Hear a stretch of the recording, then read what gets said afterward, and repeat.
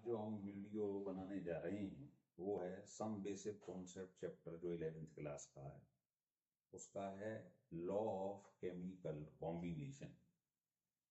उसके हम 5 लॉ आपको पढ़ाएंगे एक एक करके विद एग्जाम्पल, तो उसको ढंग से समझिए। पहला लॉ जो हम पढ़ने जा रहे हैं, पहला लॉ जो है उसका नाम है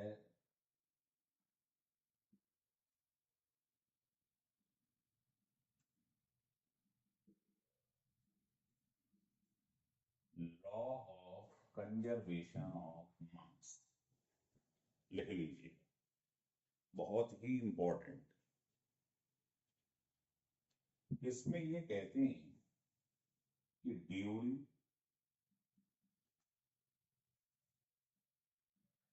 any physical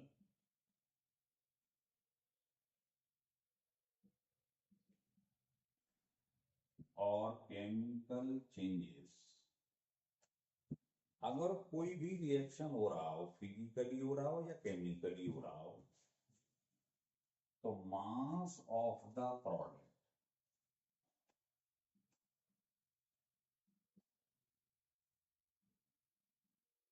is equal to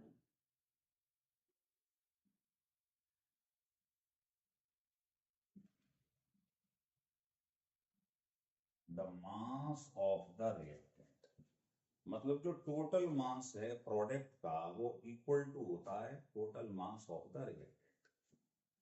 जैसे कि एग्जांपल आपको बताती, आपने रिएक्शन कर दिया साहब ए का बी से और बन गया सी और डी, तो आपको जो रिएक्टेंट का मास है टोटल वो प्रोडक्ट के मास के इक्वल कर देना है। तो पेपर में मान लो ये 5 ग्राम दिया, ये 4 ग्राम, तो कह रहा रिएक्शन के दौरान ये बन रहा है 6 ग्राम। तो बताओ ये कितना बना। तो law of conservation of mass, total mass of reactant equal to total mass of the product. तो रिएक्टेंट का मास प्रोडक्ट के मास के इक्वल कर दी, ये आंसर आ जाए। तो बहुत आसान है, इसमें कुछ नहीं, लिख लीजिए। अब इसको मैं एक क्वेश्चन की शक्ल दे देता हूं, लिखिए।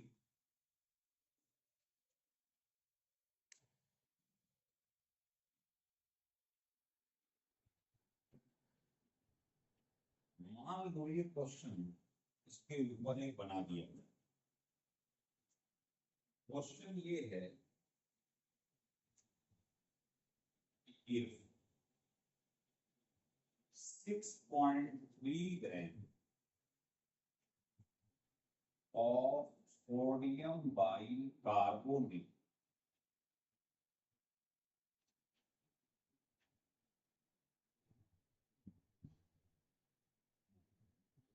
are added in 50 gram of acetic acid, इसका रिएक्शन इस पर बराबर। The weight of residue becomes 18 gram. Residue मतलब जो बचा रहेगा, गैस उड़ गई, जो बचा रह गया है वो 18 ग्राम। वो आपसे कह रहा है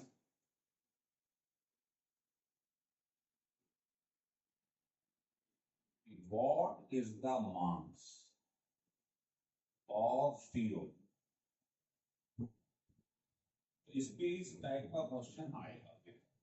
आपको कुछ नहीं करना है, आपको इसका रिएक्शन कराना। ये एसिड है, ये बेस। एसिड और बेस मिलते हैं तो आप जानते हैं कि क्या होता है, पार्टिकल निकल जाता है। ये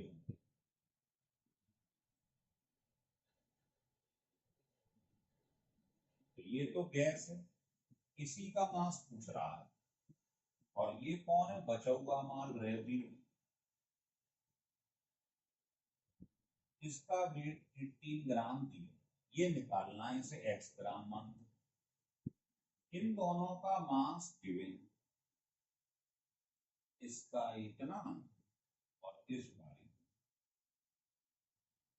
बस मेन तो रिएक्शन, अब कुछ नहीं है, कंजर्वेशन ऑफ मास लगा, मास ऑफ रिएक्टेंट दोनों को add equal to mass of, इससे आप CO2 निकालिए, यह आंसर है, लिख लीजिए।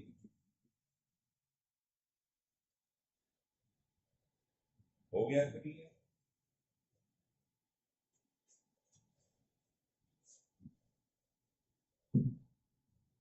अब दूसरे लॉ की तरफ चल, बहुत आसान, इसमें कोई टफ चीज नहीं, दो लॉ बहुत इंपॉर्टेंट है, आगे चल। देखिए दूसरा, दूसरा लॉ है law of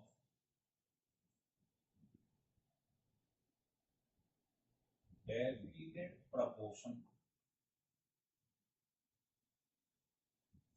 law of definite proportion,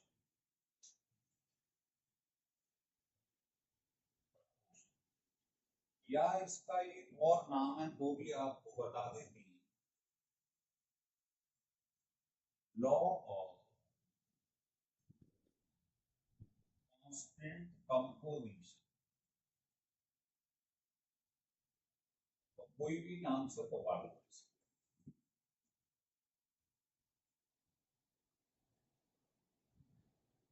लेकिन इसमें क्या करना है आपको, पहले तो मैं लॉ बता देता हूं, देखो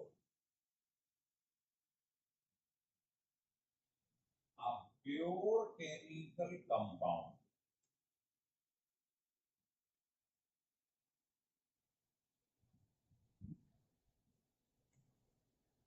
always contain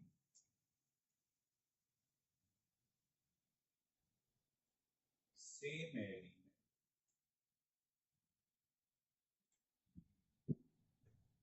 a pure chemical compound always contain same element combined together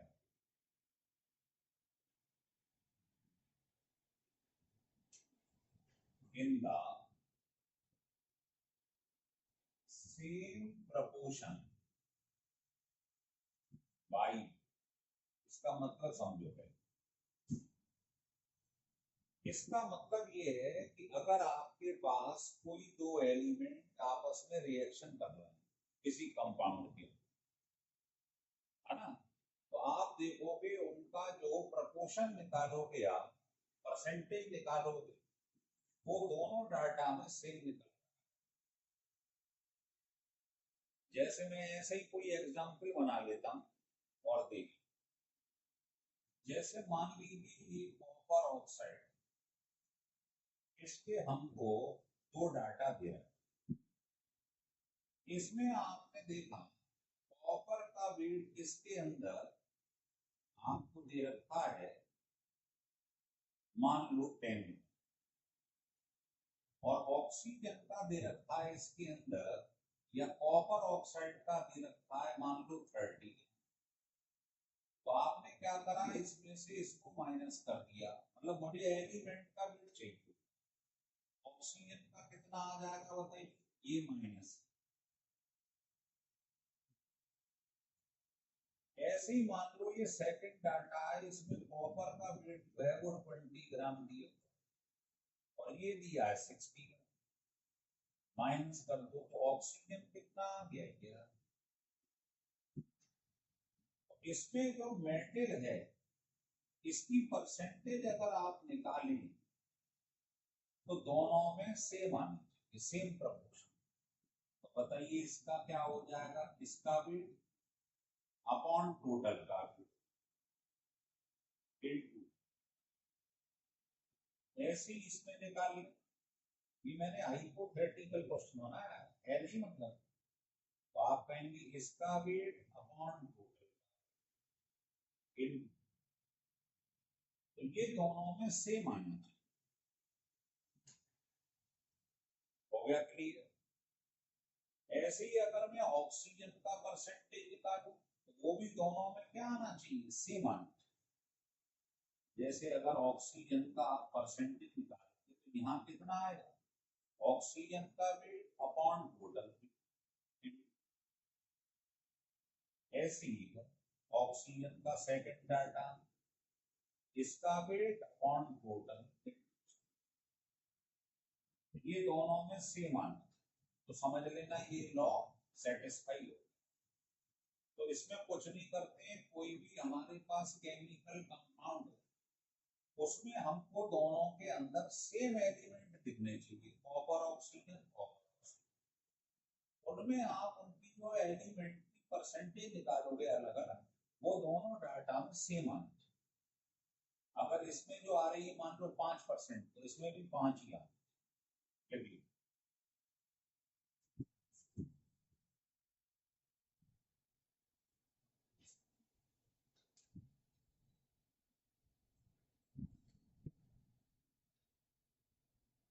चलिए अब इसको मैं एक शक्ल देता हूं कि क्वेश्चन हम ले लेते हैं, वो ज्यादा है। एक तो बना दिया था, तो इसमें क्वेश्चन बना दिया गया है। देखिए ये कह रहा है हमसे कि 0.32 ग्राम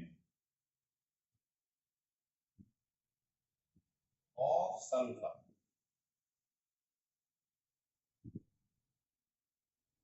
ऑन बर्निंग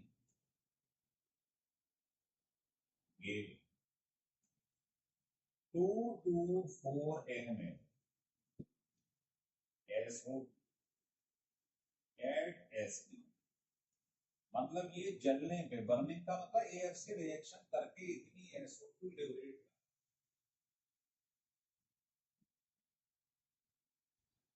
ये पहला डाटा दिया। अब दूसरे डाटा की बात करें, उसमें कह रहा है अब metal sulphide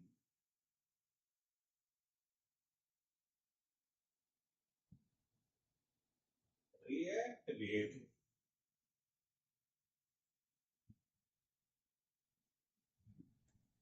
mineral acid to give SO2 gas which contain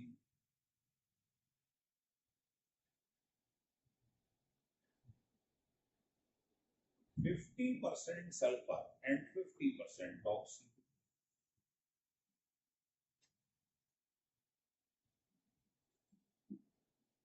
फिर समझ लो क्वेश्चन, दो डाटा दे दिए गए। पहले में कह रहा 0.32 ग्राम सल्फर ऑन बर्निंग गिव इतने ml एसओ, और दूसरे में कह रहा है मेटल सल्फाइड है जिसने इससे रिएक्शन करा है, तो मुझे ये 50% मिल रहा है 50।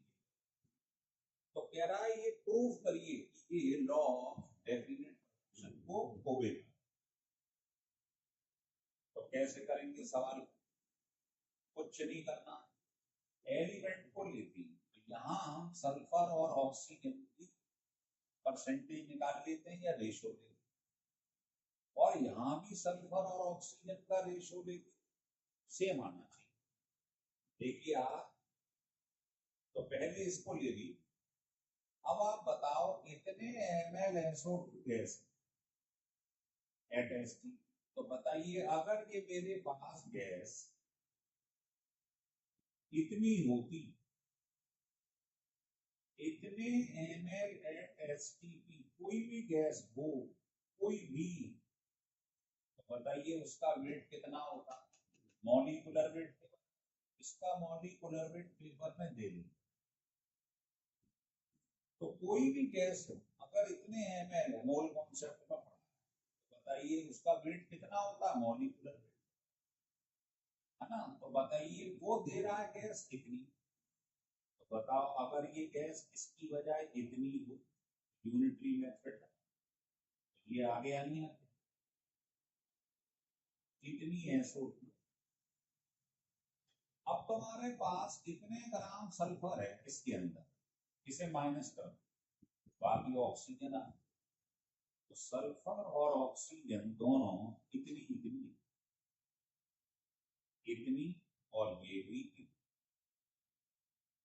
SO2 में से सल्फर माइनस कर दो, बाकी ऑक्सीजन में, तो बताइए इसकी परसेंटेज निकालो, परसेंटेज ऑफ सल्फर बताओ कितना आ रहा है, सल्फर का वेट अपॉन टोटल वेट,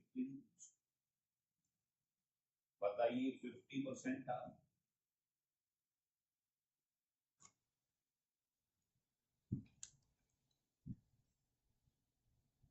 ऐसे ही आप ऑक्सीजन का निकाल लो, वो भी 50। और सेकंड डाटा को अगर देखें तो यहाँ भी ये दोनों 50-50, तो प्रूव हो गया नहीं हो कि दोनों डाटा में सल्फर का भी 50-50 आ रहा है, देखो यहाँ भी 50, इसमें भी 50। ऑक्सीजन का चेक कर लो, वो भी इसमें भी 50 आएगा, इसमें भी 50। तो दोनों डाटा में जो एलिमेंट है उनका रेशियो सेम रहता है, ये कह रहा था लॉग, लिख लीजिए। तो ये था second.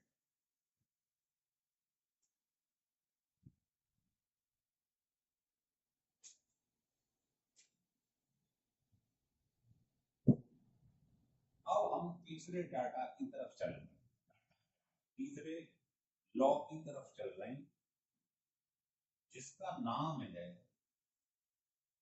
Law of multiple proportion.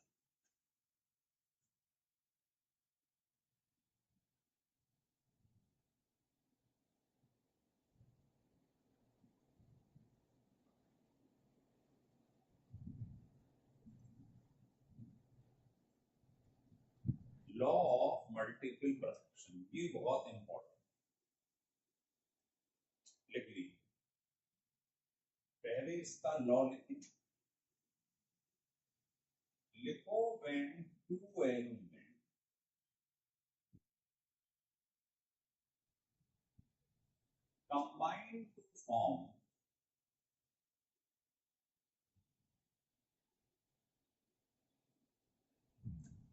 combine to form two or more than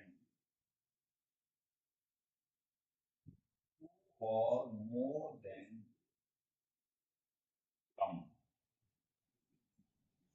अगर दो एलिमेंट मिलकर आपस में कई सारे कंपाउंड बना रहे, तो कह रहा है then the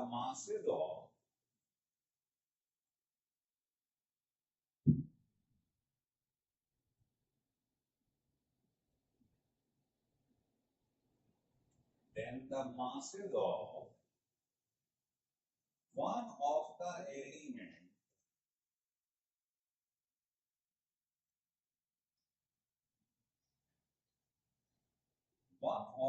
element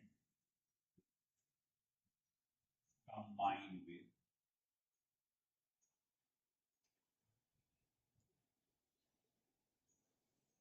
fixed mass of the other, इसको अंडरलाइन करो, ये बहुत इंपॉर्टेंट है। Fixed mass of the other are in a simple, ये है लॉ ऑफ मल्टीपल प्रपोर्शन, जिसको मैं आपको बताने जा रहा हूं। देखिए पहले तो हम एग्जाम्पल ले, फिर लीगल एग्जाम्पल। जैसे मान लो नाइट्रोजन और ऑक्सीजन, इन दोनों ने मिलकर कुछ कंपाउंड्स बनाए, जैसे N2O बना, दो एलिमेंट आपस में मिलकर बहुत सारे कंपाउंड बना, NO2 बना, है ना, NO1 या N2O3 बना, इन दोनों ने मिलकर बहुत सारे कंपाउंड बनाए। तो जरा बताएं, इसमें N और O जो थे, इसका एटॉमिक वेट होता 14 इंटू, O का कितना है 6, ये इसमें ले लिया। अब NO2 को ले लो, N का कितना है 14, O2 का, फिर NO ले लो, N का कितना है इतना, O का, अब N2O3 ले लो, O3 हो गया 14। तो आपने देखा इन चारों के अंदर ये रेशियो था। अब वो कह रहा है इनमें से एक एलिमेंट का मास फिक्स कर, फिक्स मतलब सेम कर, तो जो दूसरे का रेशियो आएगा वो सिंपल रेशियो आना चाहिए। चलो ये तो प्रीवियस हो गया, अब नया बना, एक को फिक्स करना है, मान लो इसको फिक्स करना, तो मैंने इसको फिक्स कर लिया 14 14 14। बता अगर ये 28 है तो ये 16, अगर 14 हो जाएगा तो ये 8 हो जाएगा, दोनों को 2 से डिवाइड कर, ये 14 है, ये भी 14 है। अब इसको 14 करना है, 2 से डिवाइड कर दो दोनों, या तो देखिए ये फिक्स हो गया। इन दोनों में से एक का मास फिक्स कर लेते हैं, मतलब कांस्टेंट कर देते हैं, सबको 14 14 कर दिया। अब बताओ दूसरे का ये जो आया है 8:32:16, क्या ये सिंपल रेशियो है? सिंपल मतलब इसको काट दीजिए, फ्रैक्शन में नहीं आना चाहिए, 8 से काट दो, 8 से मैंने इसको काट दिया, अब ये सिंपल रेशियो आ गया नहीं, बस ये प्रूव हो। मतलब कहने का ये है कि अगर दो एलिमेंट आपस में मिलकर बहुत सारे कंपाउंड बना रहे हैं, तो उनमें से आप एक एलिमेंट का मास फिक्स कर लो, सेम सेम कर लो, तो जो दूसरे का रेशो आएगा ये आएगा सिंपल रेशो, सिंपल सी बात लिख लीजिए।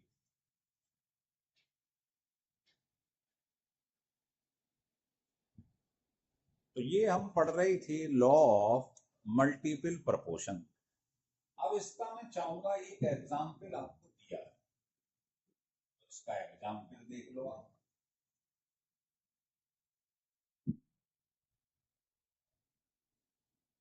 तो इसका आपको अब एक क्वेश्चन के रूप में एक क्वेश्चन बता रहा हूं, तो देखो आप क्वेश्चन किस टाइप से हम इसके ऊपर करेंगे।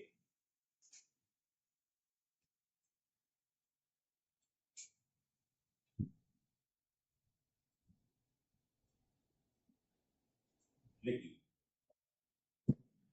क्वेश्चन ये है कि मेरे पास कार्बन है और दूसरी ऑक्सीजन, क्या है इसमें दो कंपाउंड मिलकर बना है, पहले वाले के अंदर जो कार्बन है वो कितना है,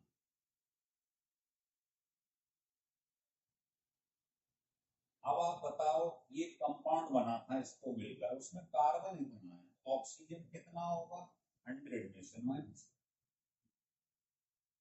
ये पहला डाटा।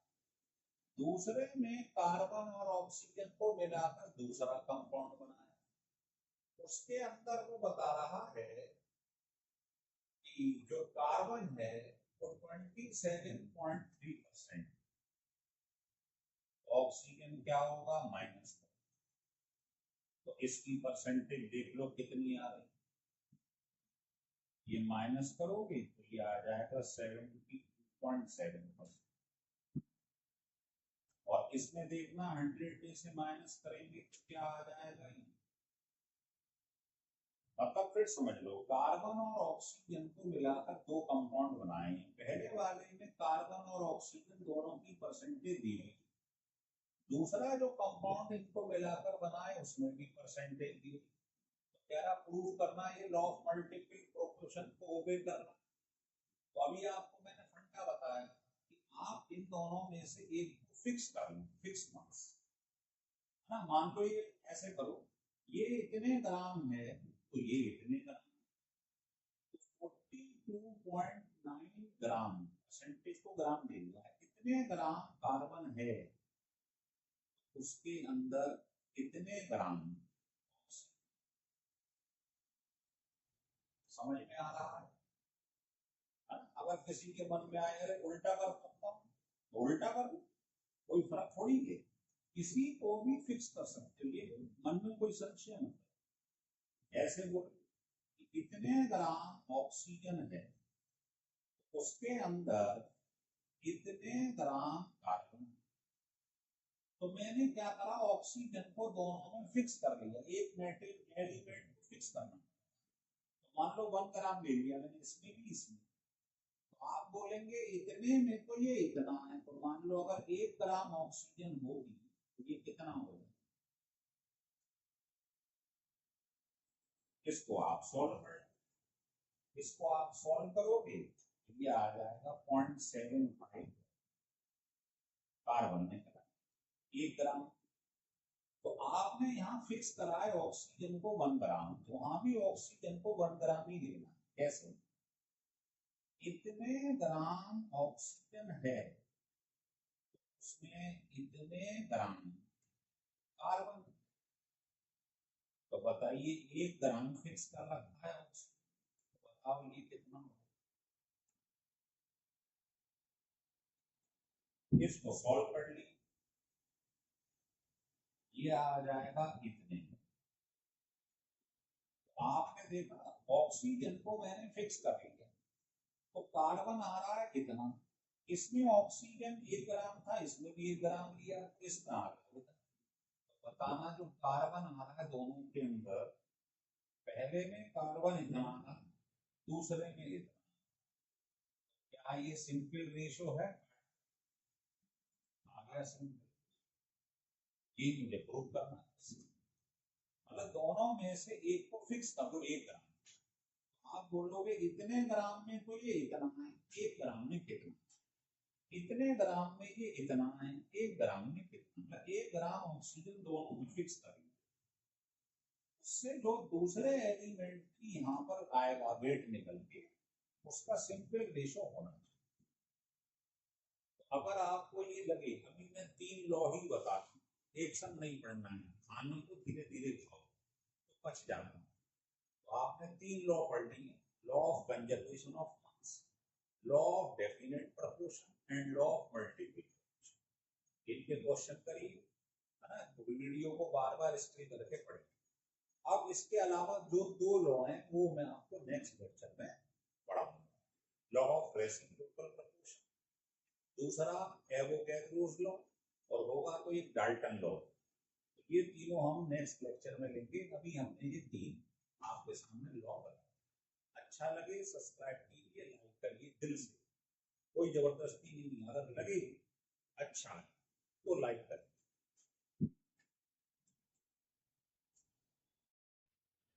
देखिए लॉ ऑफ रेसिप्रोकल प्रोपोर्शन या लॉ ऑफ इक्विवेलेंट प्रोपोर्शन के बारे में आज हम पढ़ेंगे। इससे पिछले वीडियो में हमने आपको 3 लॉ के बारे में समझाया है ना, law of multiple, law of conservation of mass, law of constant proportion. ये 3 लॉ और उनके न्यूमेरिकल सिखाए गए हैं। आज हम आपको फिर 3 लॉ समझाएंगे, जिसके अंदर एक लॉ ऑफ, पहला स्टार्ट कर रहे हैं रेसिप्रोकल प्रोपोर्शन। ये बहुत ही इंपॉर्टेंट है, और ये हमारा यूट्यूब चैनल जिसका नाम है विद सर शॉर्टकट की, इस पे आपको बहुत इंपॉर्टेंट वीडियो मिलेगी। तो देखो ये आपको समझाना चाह रहा हूं, फिर यही सेट लैंग्वेज आपको लिखनी। मान लीजिए ये हाइड्रोजन है और ये 2 एलिमेंट, इसने इससे कंबाइन करा, इसने करा, इसका मास मेरे को वेट जो है वो फिक्स कर लेना। तो बताइए ये दोनों मिलकर क्या बनाएंगे, H2S। ये दोनों मिलकर क्या बनाएंगे, तो इसमें जो रेशो है वो 2:32 का है। तो कटकर 1:16 आ गया। इसका जो रेशो है वो है ये, तो इसका 2 हो गया, इसका 16 एटॉमिक वेट हो गया, ये कट कर लिया। तो आपने देखा हाइड्रोजन का जो वेट है वो फिक्स कर लिया 1 ग्राम 1 ग्राम। तो ये दोनों जो आए सल्फर और ऑक्सीजन, फिक्स वेट इसका 1 ग्राम। इन दोनों का जो वेट आया वो सिंपल आ गया, 2:1, सिंपल रेशो आ गया। तो अगर कोई 2 element, when 2 different element combine separately with the same weight of the third element, जब कोई 2 डिफरेंट एलिमेंट किसी तीसरे एलिमेंट के फिक्स्ड वेट से अटैच होती हैं, रिएक्शन करती हैं, तो इनका जो रेशो आएगा इन दोनों का, वो क्या आएगा? सिंपल। और अगर आप इन दोनों का भी जो रेशो निकालेंगे अलग से, वो भी सिंपल आना चाहिए। तो बताइए एस और ओ का रेशो यहां कितना आ रहा है? आ रहा है सिंपल? नहीं आ रहा है? बस यही है लॉ ऑफ रेसिप्रोसिटी, कि जब दो डिफरेंट एलिमेंट किसी फिक्स्ड मास से तीसरे एलिमेंट की रिएक्शन करते हैं, तो जो एस और ओ है, देखो एच फिक्स कर लिया 1 ग्राम 1 ग्राम, एच का मास फिक्स है, तो जो एस और ओ का रेशियो आएगा वो क्या आ रहा है? सिंपल। तो अगर ये आपस में भी इंटरेक्ट कर जाएंगे, बना दें, तो भी रेशियो सिंपल आना चाहिए। ये लिख लीजिएगा, ये लॉ ऑफ रेसिप्रोकल प्रोपोर्शन।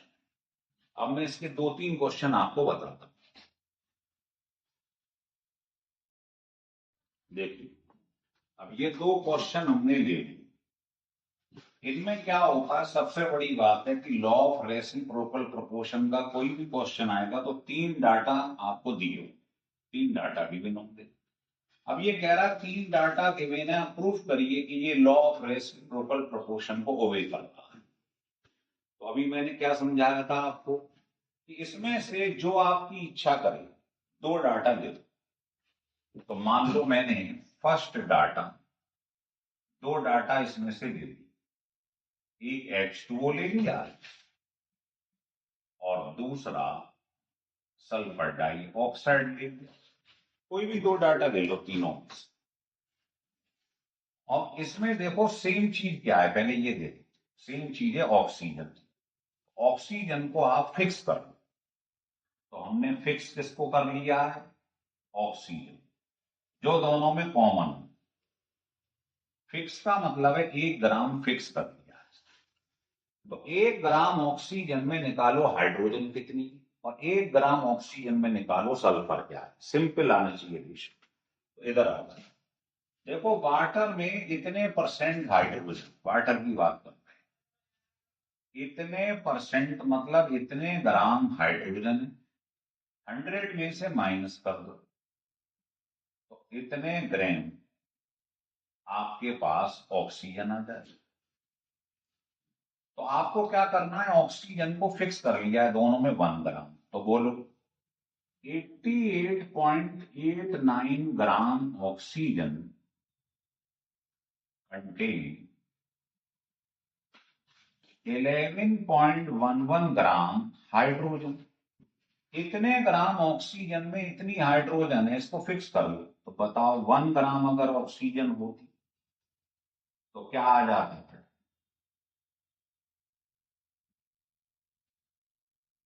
इसको आप कैंसिल कर, तो ये आ गया 1/8। ये मेरे पास में इतने ग्राम हाइड्रोजन आ गए, 1 ग्राम ऑक्सीजन। अब यही फंडा जो आपने लगाया है, यही वाली चीज इसमें लगा। इधर बताइए, SO2 वाले डाटा में दिया है कि इसके अंदर 50% ऑक्सीजन, इसका मतलब 50 ग्राम ऑक्सीजन है और 50 ग्राम ही सल्फर। तो फिक्स किसको करा है हमने? 1 ग्राम ऑक्सीजन को। तो स्टार्ट कर दो, 50 ग्राम ऑक्सीजन में 50 ग्राम सल्फर है, तो 1 ग्राम ऑक्सीजन में कितना सल्फर आ गया? 1 ग्राम। तो आपने ध्यान रखना है, पहले में जो दोनों में कॉमन क्या है एलिमेंट? ऑक्सीजन, तो उसे फिक्स कर लो 1 ग्राम, है ना। तो 1 ग्राम ऑक्सीजन में निकाल लो H कितना है और S कितना है। H निकाला तो कितना आ गया? कितना आ गया? 1/8। यहां लिख लो H और S।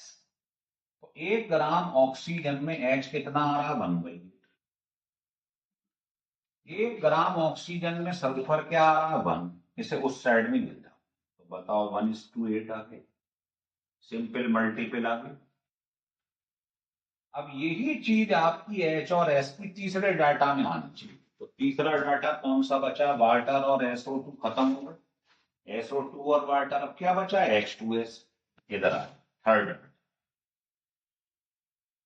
हर डाटा में कौन है, एच और एस। बताओ इसका रेशो कितना आ रहा है, इतना सल्फर है 94.11 ग्राम सल्फर है, 100 में से माइनस कर दो तो ये बताइए कितने ग्राम हाइड्रोजन हो सकते। तो इसको भी काट दो तो क्या आ गया, देखिए 1:16 आ रहा। इसका मतलब जो आपने इन दो डाटा से शुरू में इसको फिक्स करके वैल्यू निकाली एच और एस की सिंपल, और तीसरे डाटा में एच एस निकाला वो भी सिंपल आ गया, तो प्रूव हो गया। इसका मतलब ये लॉ ऑफ रेसिप्रोकल। लेकिन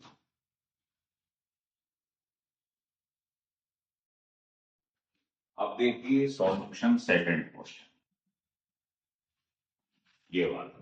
पहली कंडीशन क्या बताइए कि इसमें 3 डाटा दिए, तो जिस भी डाटा को आप लेना चाहो ले लो, आपकी इच्छा है।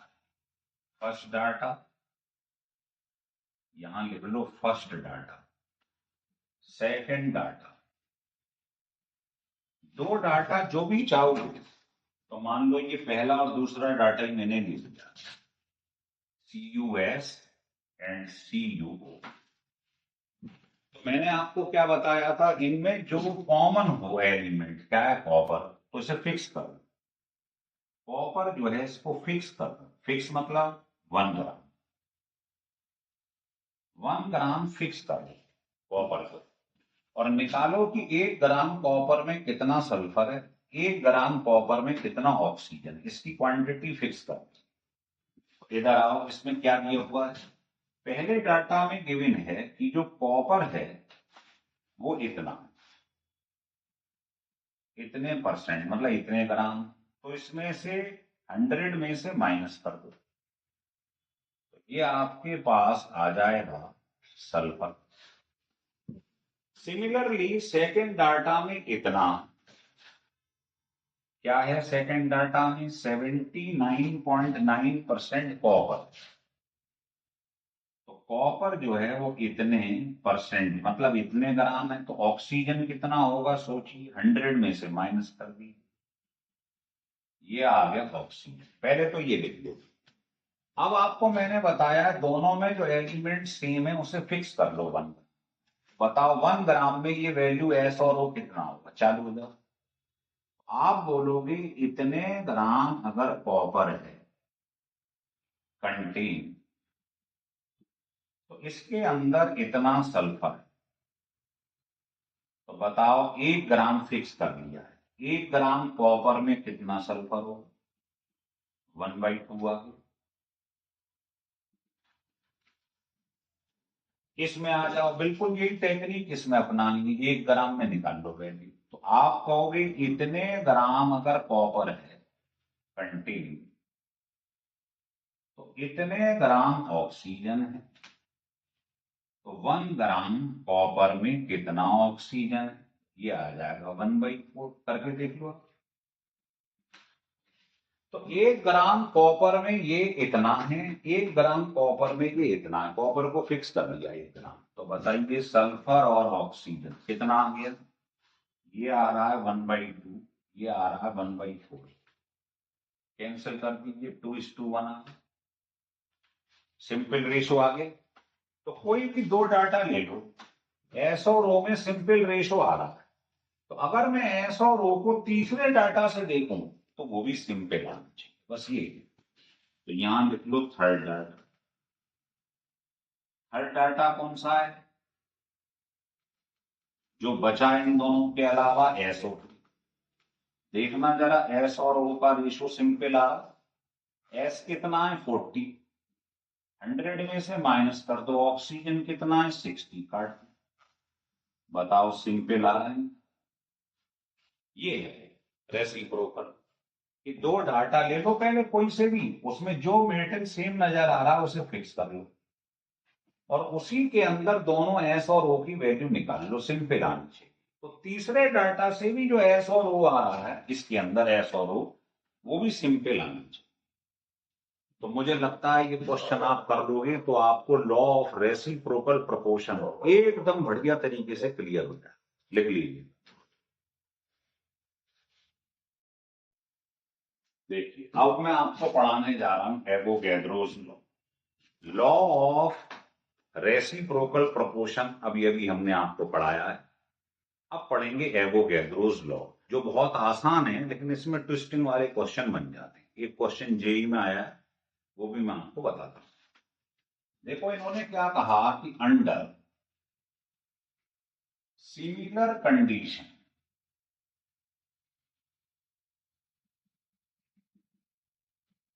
Of temperature and pressure,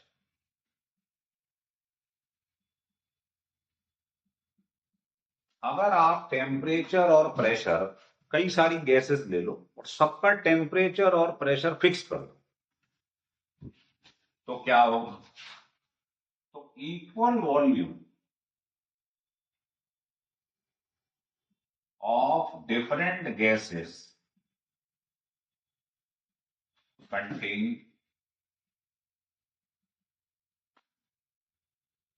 equal number of